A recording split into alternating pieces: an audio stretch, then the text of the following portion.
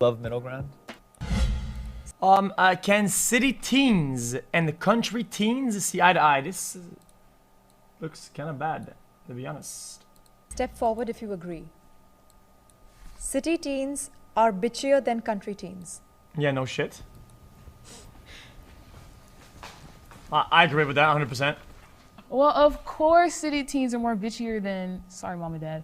Of course city teens are more bitchier than country teens because you guys have so much. Guys, on average, you did it much more. Guys, I live in Quebec and there's a lot of farmland, okay? And sometimes we'd go visit some of the other kids of the family and you know, they're just, I mean, they're built differently, man. It is what it is. More to deal with. It's just kind of a rule out of safety where you don't even make eye contact with anyone because then you're putting yourself at risk because there's unfortunately a lot more bad people that are willing to do bad things in the city. Can you disagree or step forward?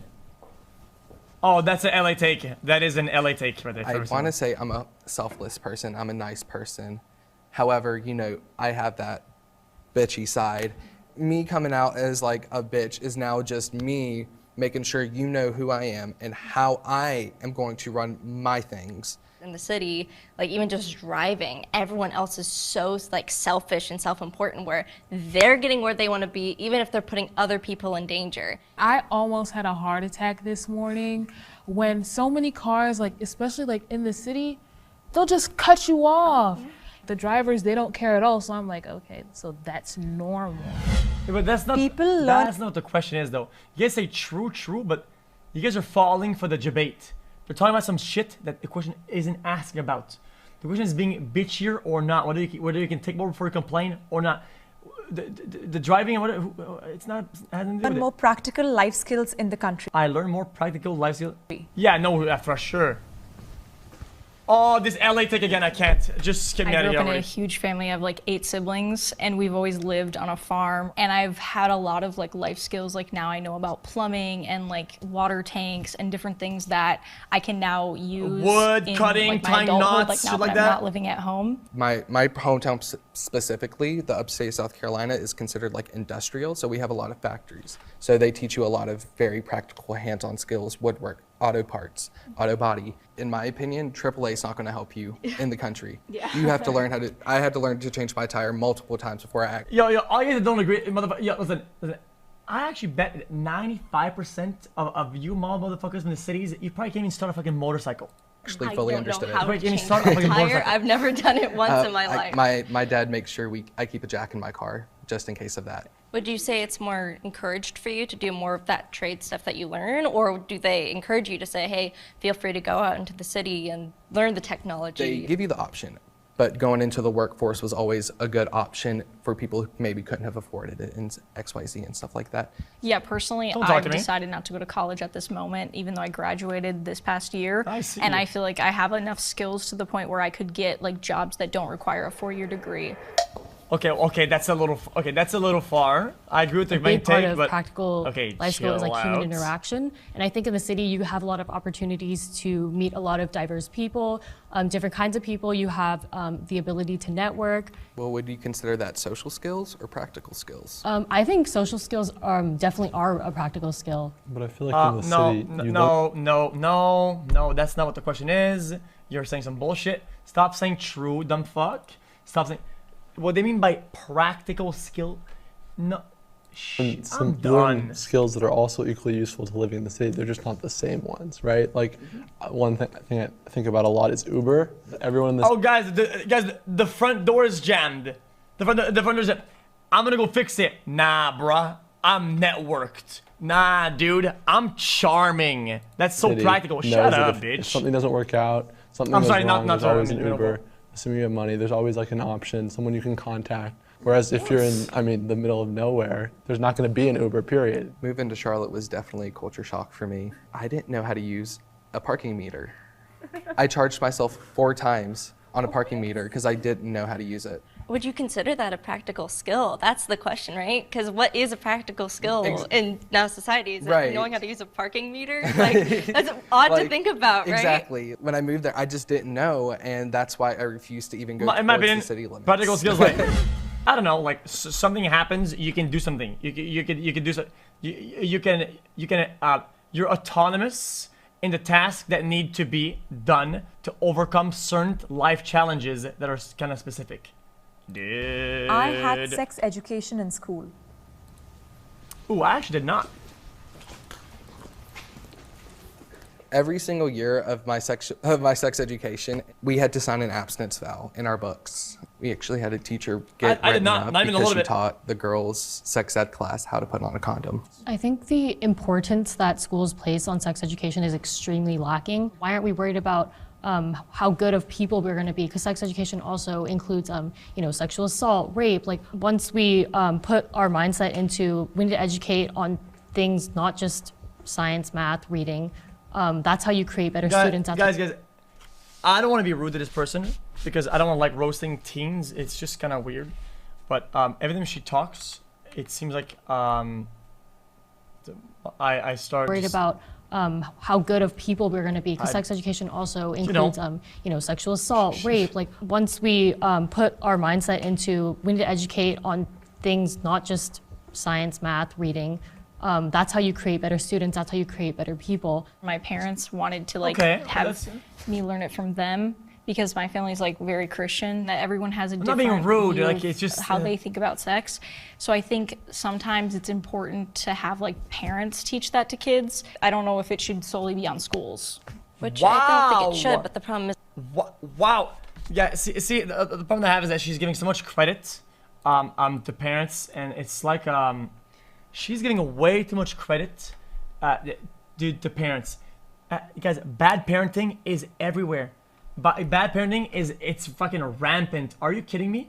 If there's something important that they need to teach people on how to do important things and not be a weirdo and a deviant and somebody who hurts people. Yeah, school is a pretty good place.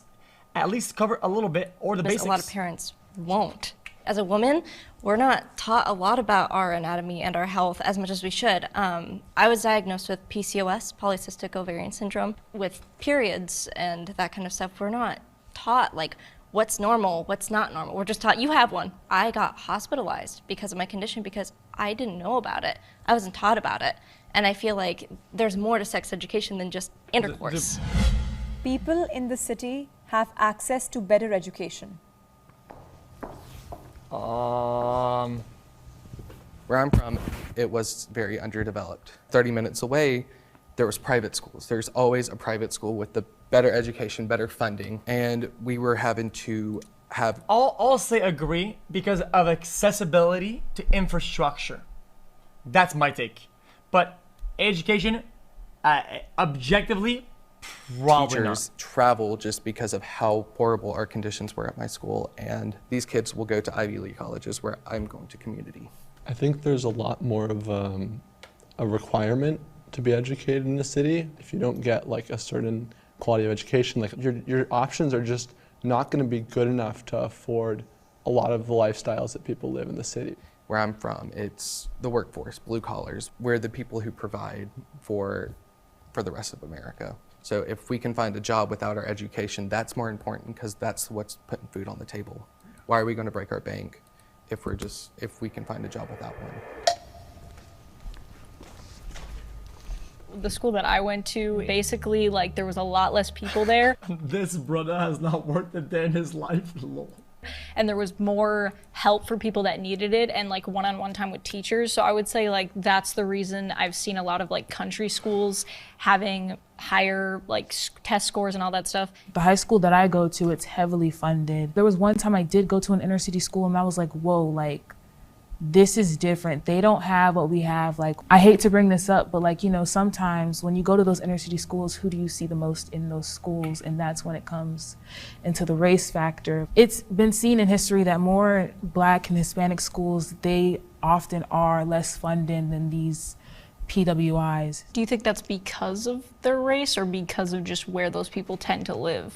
Like, we can start a whole entire conversation about redlining and how they're all packed there. It's a discriminatory practice by which banks, insurance companies refuse or limit loans,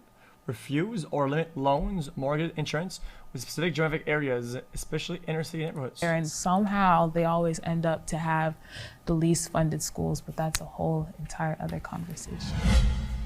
I have a diverse group of friends.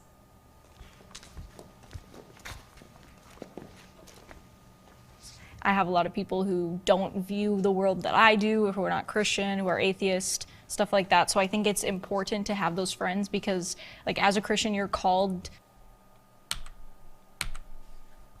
I have a lot of people who don't view the world that I do, who are not Christian, who are atheist, stuff like that. So I think it's important to have those friends because, like, as a Christian, you're called not to just, like, be in a bubble and not just be friends with people that agree with you because that's just an echo chamber that doesn't do us any good.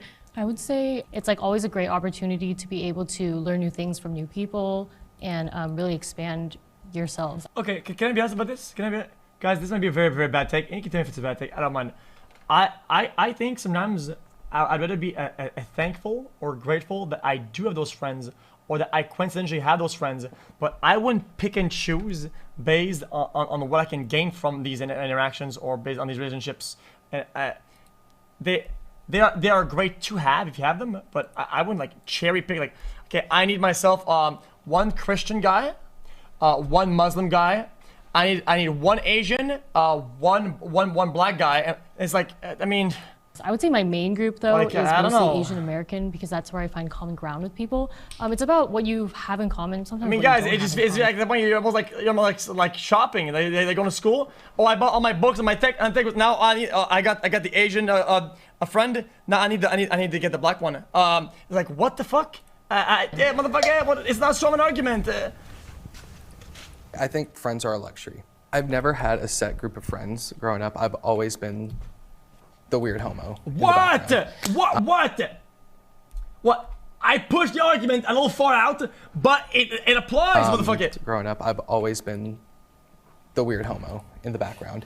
I was that token friend. I was the token gay. And it was never, I wanted to hang out. I just wanted you as my arm candy at school. Always the white girls just that's so common. Never want to hang out with me in public and always want to hang out with me in front of their friends. My friends are just the people I see at work or the people I'm kind of around because I know my boyfriend has a big friend group and I'm just around them. I know I'm never gonna feel like I fit in. It's just that one insecurity that I know I'm never gonna find that friend group that is going to stick with me forever. I feel safe where I live.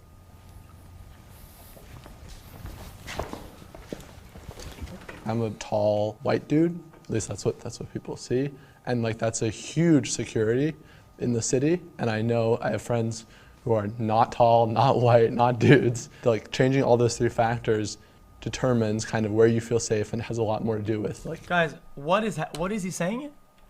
And I'm sorry to restart. See, and like that's a huge security.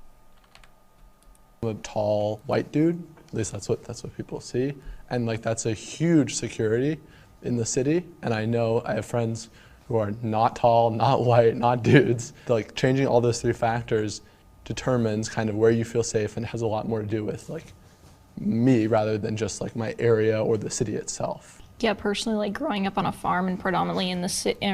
He is correct though. Being tall is always a big advantage. Okay. In the country, there's not very many like. Of course, he's not wrong, motherfucker.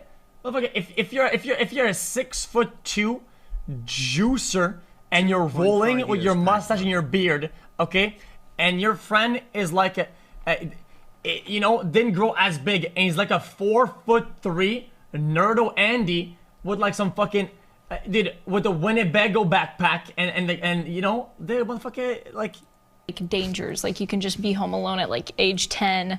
No one's really gonna like bother you. A lot of people have guns, so if people are not scared of other people, it's more like natural disasters or like should be able to make it through.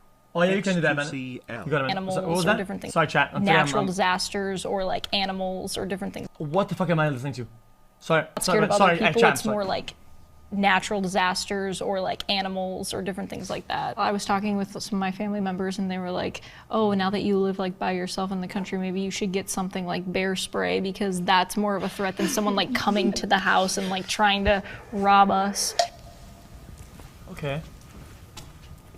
Yeah, I carry around a personal alarm with me wherever I go. I keep it in my bag because I want to be able to pop it open and alert everyone around me to be like, hey, I'm small and I might go missing. Like, I feel the need to have those things, unfortunately, and it sucks that I do. I know someone brought up guns in the countryside. For me, in the city, guns are scary, not protection. An alarm? Wait, I thought, guys, I don't want to discriminate because maybe I didn't hear it right. Because I thought the whole point was that it's concealed and she can use it if need be, not wave it around and scare people. 32 months, nice. Like an alarm. In the country, Mike, did I mishear it? It sucks that I do. I know someone brought up guns in the countryside. For me, in the city, guns are scary, not protection. Because if someone has a gun in the city, they're not protecting you. They're likely gonna shoot you. I had a school shooting by my neighborhood. Oh, I thought she had this. God, I'm so fucking dumb. I thought what she meant is that she has a pepper spray Mr. Cow xQcOW. and she pulls it out and she waves it around like that. I'm armed. I promise I did not know. Alert everyone around me to be like, hey, I'm small and I want to carry around a person. That was my bad. Yeah, I carry around a personal alarm with me. A personal alarm, dude. Wherever I go, I keep it in my bag because I want to be able to pop it open and alert everyone around me to be like, hey, I'm small and I might go missing. I thought she said personal arm, and by that she means like a weapon, like a pepper spray. And whenever she's in trouble, she would just AOE like that. Things like I feel the need to have those things, unfortunately, and it sucks that I do. I know someone brought up guns in the countryside. For me, in the city, guns are scary, not protection. Because if someone has a gun in the city, they're not protecting you. They're likely gonna shoot you. I had a school shooting by my neighborhood. So it's definitely something where, you know, it's hard to feel safe even going to school. You know, in the country, you rarely ever hear things happen like that. Like, I guess it's just a luxury that we have in the country. You can just walk around, maybe go on a late night jog or whatever, you know, things that you can't really do in the city. I want to switch lives with the other side. No. Oh. I've seen what it's like to be in the city, and I feel like, especially in the city, there's like way more opportunities. I really wanted to get into, you know, acting and stuff like that. Like, guys, I just feel like the pattern of wanting that as a whole, I think it's a slippery slope. I don't know. You don't really see that much of that. There's always something going on in the city, which is great, but it Grass also is means greener, there's blah, blah. all kinds of different people. But it'd be nice to like spend some time just being in the country and figuring like stuff out for myself. I feel like I'm like literally Slippery the opposite. slope. I want to change the pace. I want mine to be faster. You want yours to be Guys, I think it can be a dangerous mindset to always want to trade, and it makes you less grateful for what you do have, and gives yourself a pattern of wanting to swap when things aren't inclined to you know.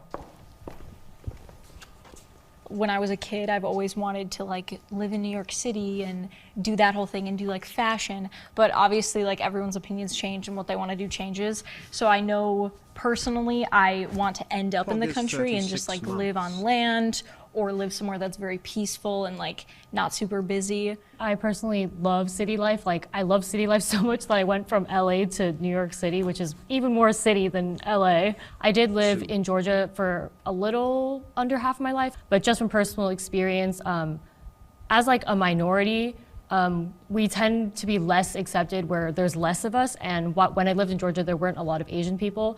When I was a kid, like I would overhear people making fun of my mom's accent, my dad's accent, about how they spoke. To compare to where I live now, those things don't happen as often. I love my quiet life. I love living on the outskirts. I love just not having to worry about much but my bills. To me, success and happiness don't go together. If that's me living just where I am, what I'm doing right at this moment, that's okay. It was interesting to me with you guys. Huh? And happiness, having to worry about much but my bills. To me, success and happiness don't go together. If that's me living just where I am, what I'm doing right at this moment, that's okay. It was interesting to me with you guys both being minorities in the countryside, just seeing how you experienced. Well, I think success is happiness and happiness is success. I think they coexist, and I think they mutually play off one another. Being in the country, because I think it's a stereotype that, you know, there's a lot of people that are ignorant and bigoted in the country rather than the city. Because you guys think that success equals money or like making it. Success isn't like a one-dimensional thing. That's just, I think that's how we process, and it's how we're normally shown what is success. But success isn't just having a nice fucking a place or having a high tier at a job or something. That's not what the success is. Some people are don't make a lot of money and are very successful at what they do. It's more accepting. I feel like motherfucker is. We, all of us, are more on the same wavelength than I think our parents. If your vocation as a person, if you want to help people and you try really hard to help your community and your local, your neighborhood is having a great numbers of, I don't know, like a help for the homeless, rehabilitation, and you dedicate your life to helping everybody out, and you're rolling, and these numbers are getting better and better, and your help, and that's for you what life's meaning is. That's what you want. That's what you want as a goal, and you achieve that. You're successful.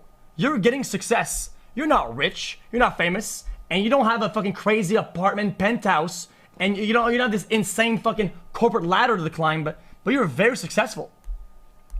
So it is very subjective.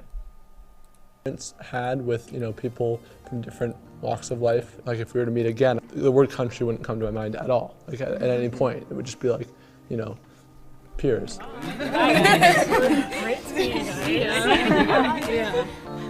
Okay. You guys, some of you guys don't agree with me. Oh no, it's money because money this, money that. Okay, what if you spawned in life as some kid and your dad gave you 10 mil at 25, at 20 years old. At 20, boom, you're a degenerate, stoner, cuck, idiot who just does nothing all day. You have no goals, and you watch Rugrats backwards in black and white while smoking crack with your friends. And one day, ding, ding, ding, ding, ding, the bell rings, you're 20 years old, and you get a check from the mail of your dad who abandoned you because you're a fucking moron, right? And you get 20 mil. Oh, dude, I'm so fucking successful, dude. Dude, that is, I'm succeeding. No, bitch, you're a bum, you fuck. You're a bum lord. You're a bum lord. But, you know.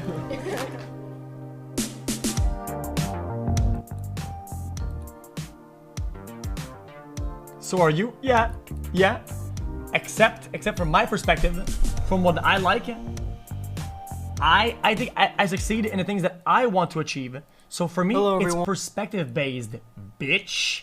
And if I were to use your little money argument, I'm stacked, bitch. And I'm rolling.